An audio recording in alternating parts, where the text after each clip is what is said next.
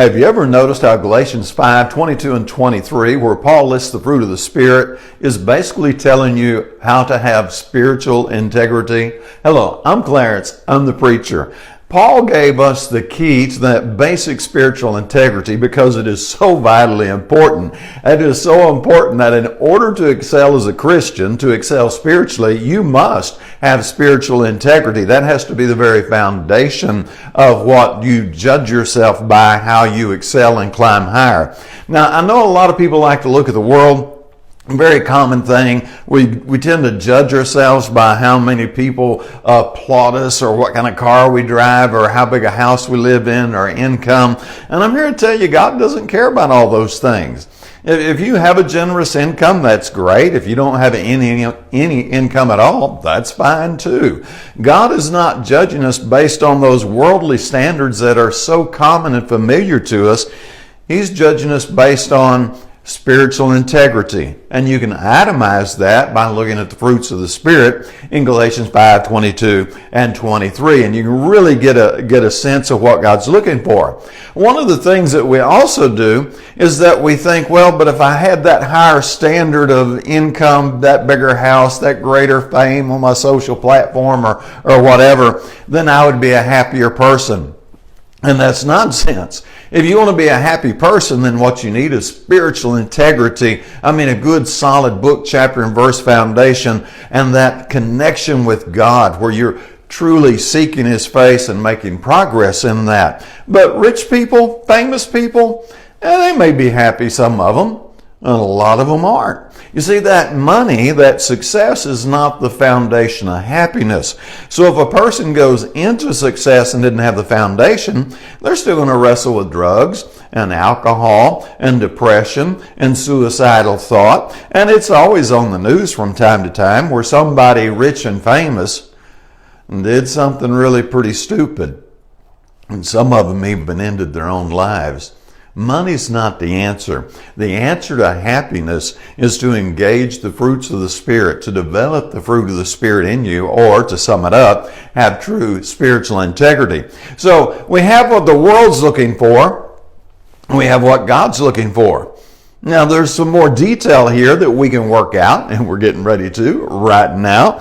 And that, of course, is God is looking for people who will take up their cross and follow Jesus. He's looking for people who have the strength, the determination to actually do some things with their life spiritually, things that are not considered pleasant.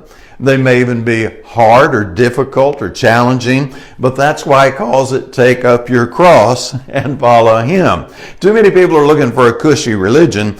God is looking for people who are not focused on a cushy religion, but they're focused on doing the will of the Father. They want to be more like Christ. Of course, that'd be 1 Corinthians 11:1, where Paul said, imitate me as I also imitate Christ. Now, there's your spiritual integrity.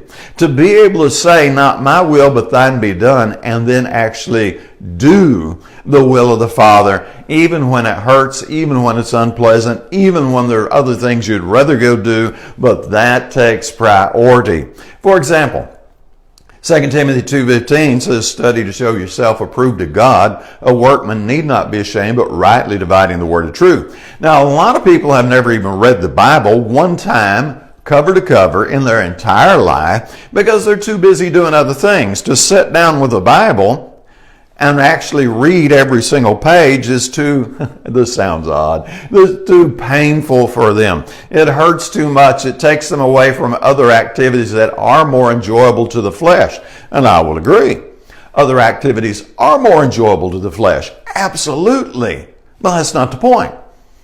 God is looking for people willing to take up their cross and follow Him. And if a person can't take up the cross of reading their Bible and actually breaking it down to, let's say, an annual schedule, which is, a whole 15 minutes a day, if a person can't bear that much of a cross, there is no spiritual integrity, and they're never going to find that deep inner happiness that comes from the fruit of the Spirit and that integrity.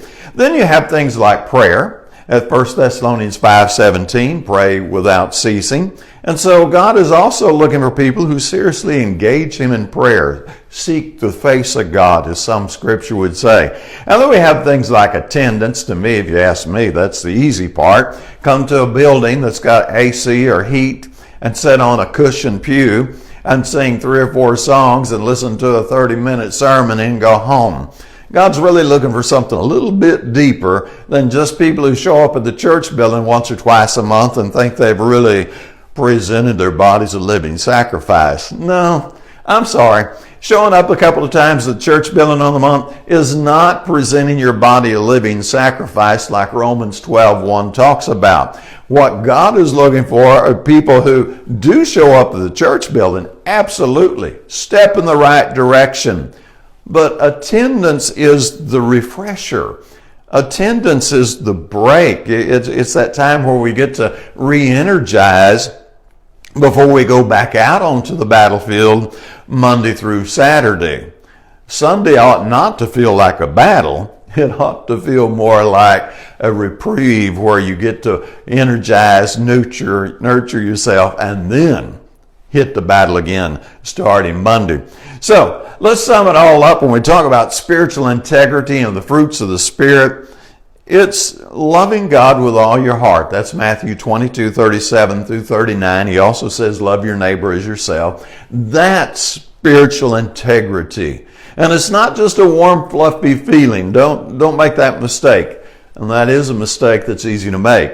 We read, love God with all your heart, and we go, oh yeah, I feel so warm about God. But God's looking for something more.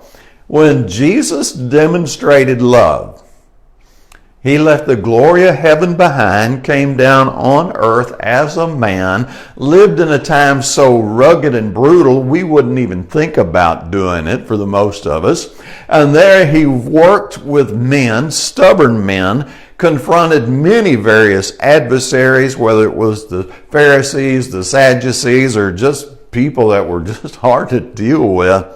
And then finally came to the end of His ministry and humbled Himself to the torture that preceded the cross.